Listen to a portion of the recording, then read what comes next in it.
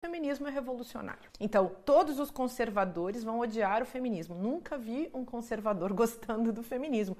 O feminismo é para aquelas pessoas que gostam de transformações sociais, de mudanças, que gostam do espírito revolucionário. O que é o espírito revolucionário ao qual eu estou me referindo? É o espírito de uma transformação na direção das liberdades individuais que respeitem ao mesmo tempo a coletividade. Cara, eu concordo 100% com tudo que vocês falaram. Acho que todos os homens têm que entender isso de uma vez por todas. É básico, uma questão existencial básica. Mas, uma coisa que eu queria provocar vocês ainda é, dito tudo isso, e como alguma de vocês, que eu não lembro quem falou, a Mari Ferrer, voltando nela, é uma pessoa branca, bonita, no padrão da sociedade, e só viralizou, assim, de verdade, revoltante, porque é uma pessoa padronizada e também, enfim, porque foi muito absurdo, né? Toda a questão do abuso jurídico que aconteceu ali naquele caso. Como que a gente pode fazer que as pessoas que falam, isso é um absurdo, agora que explodiu esse negócio, eu vou postar no meu Instagram, no meu Twitter, que eu sou contra, hashtag justiça por Mari Ferrer e tal, e depois no outro dia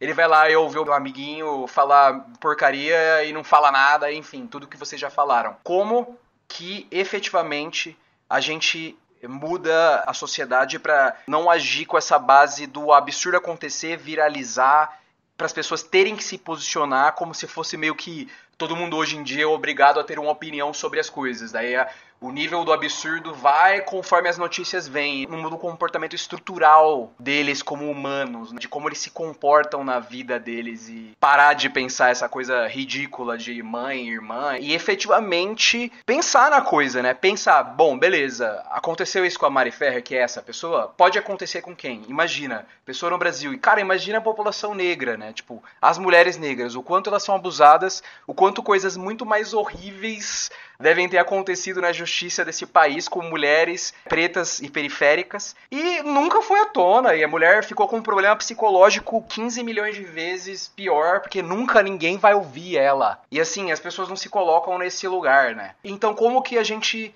na visão de vocês, como mulheres, vocês acham que a gente pare de agir apagando incêndio, né? A contenção, nossa, olha que bagulho absurdo, vou postar no meu story porque tá todo mundo postando pra eu me posicionar e eu ganhar a medalhinha ali do não sou um macho escroto, pra efetivamente a sociedade mudar. Eu acredito que a mudança ela virá quando o consumo deixar de ser passivo. Eu já levantei essa pauta aqui, mas eu vou reforçar porque para mim é o principal, sabe? É o ponto inicial para qualquer revolução. É a gente se olhar, entender o que a gente faz e a partir disso querer mudar. Não adianta nada a gente se revoltar com o caso da Mari Ferrer.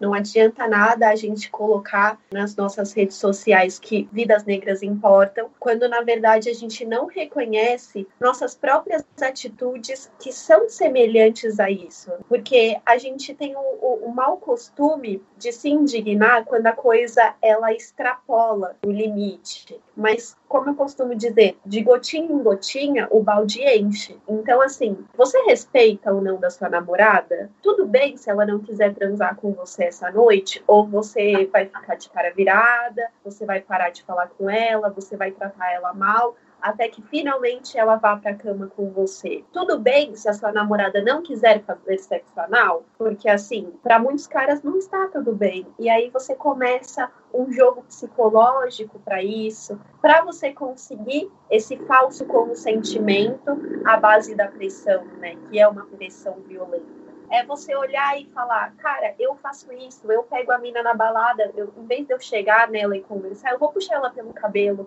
eu vou tocar a cintura dela. Eu acredito que o corpo dela é acessível para mim porque eu sou homem. É você entender, extrapolando um pouquinho o caso do feminismo, porque eu acredito que são coisas que se conversam.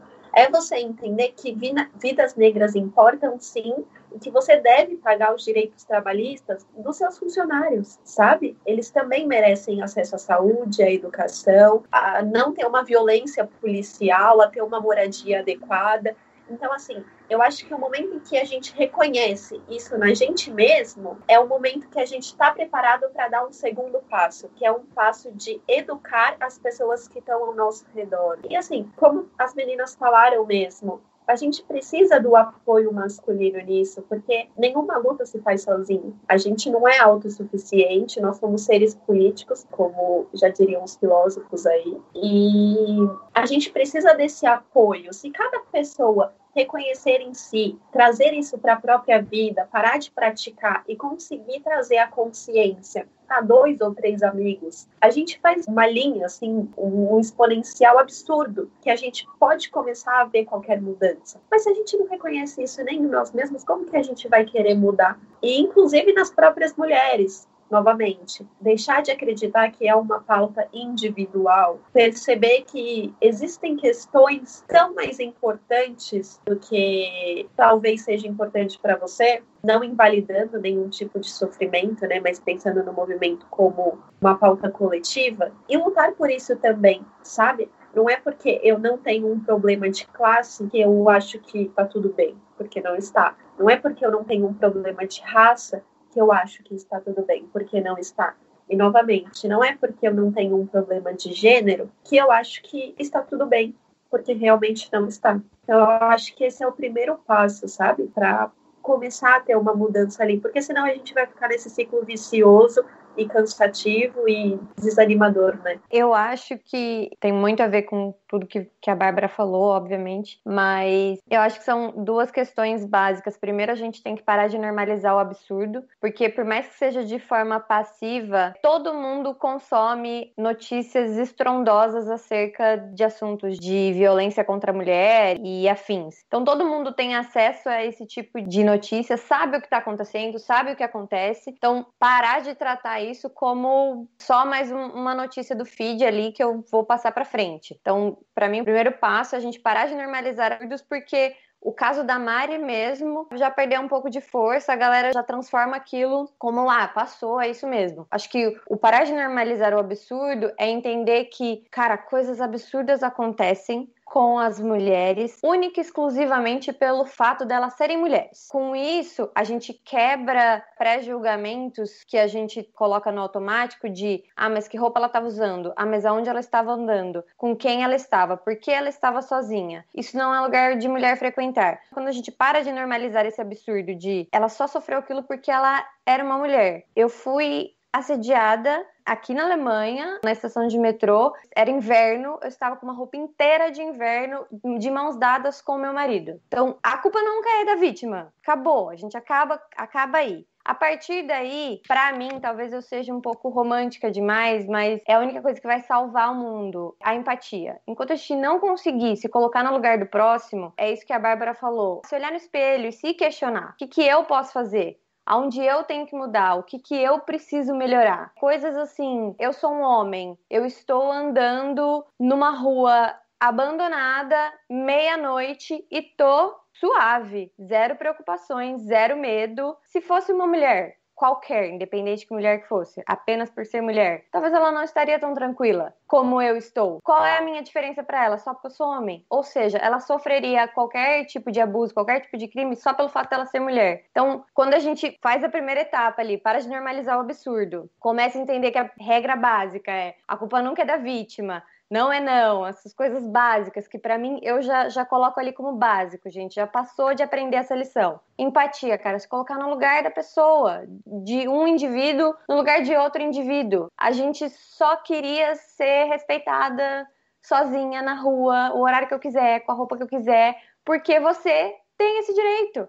É muito básico, eu só queria sobreviver, eu queria não ter medo de sair na rua. Eu comentei do caso da Alemanha, porque não é questão do Brasil, não é questão do lugar do mundo, é em qualquer lugar do mundo. As pessoas falam muito, quando eu mudei pra Alemanha, puta, é outro mundo, né, a questão da segurança e tal. Eu, como mulher, nunca tive essa sensação, porque eu boto o pé na rua, eu seguro minha bolsa perto, eu fico olhando quem tá perto de mim, eu tô com meu celular na mão, eu tô sempre preparada pra ligar pra alguém ou pra correr, porque eu cresci sendo treinada a temer só pelo fato de eu ser uma mulher. E, cara, isso é muito surreal. Então, você, homem, ou todo mundo, né, qualquer pessoa, independente do que seja, se coloque no lugar da pessoa, porque daí qualquer luta, e a luta feminista obviamente tem um recorte racial, a gente tá falando num parâmetro assim, né, que eu, hétero, branca, imagina a mulher que ela mesmo aprende que é normal que o marido bata nela, é normal que o marido a estupre,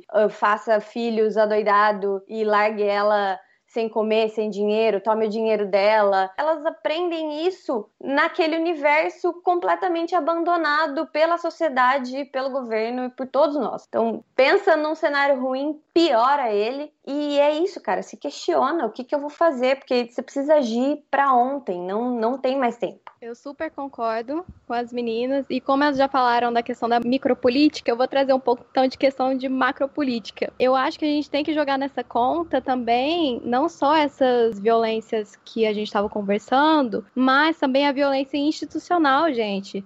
Da parte de que o governo faz e o que o governo não faz para contribuir com essas violências contra as mulheres, digamos assim, né? Essa revitimização do judiciário é inaceitável, a gente tem que deixar isso bem claro, que a gente não aceita mais esse tipo de tratamento, de julgamento da vítima. A questão das políticas públicas, gente, essas políticas neoliberais que a gente está enfrentando agora, elas impactam diretamente a vida das mulheres, né? Essa feminização da pobreza e principalmente das mulheres negras, que estão lá no patamar mais baixo dessa escala do trabalho. E o que acontece? Elas são chefes de família, elas cuidam das suas casas sozinhas, porque muitas vezes, na maioria das vezes, o cara vai embora depois de fazer o filho. Esses cortes, eles estão impactando diretamente na vida das mulheres. Então, o governo, ele tem uma boa parcela de culpa nessa questão da violência contra a mulher. Porque uma mulher que não tem condições materiais para sair de um relacionamento em que ela não esteja mais se sentindo confortável, o cara vai fazer o que ele quiser. Então, assim, a gente tem que começar a pensar mais fundo na questão dessas violências. Voltando agora ao assunto que o Léo tinha falado de como os homens podem ajudar, então, na nossa luta, né? Eu acho que, primeiramente, vocês têm que ouvir, né? Eu não gosto muito desse conceito de lugar de fala, porque as mulheres sempre falaram na história. Acontece que elas nunca foram ouvidas. Então, acho que vocês têm que ficar um pouquinho mais quietos, que vocês já falaram demais, e começar a ouvir, mas ouvir quem estuda sobre isso. Porque falar só sobre experiência, gente, desculpa, mas é uma coisa muito vazia.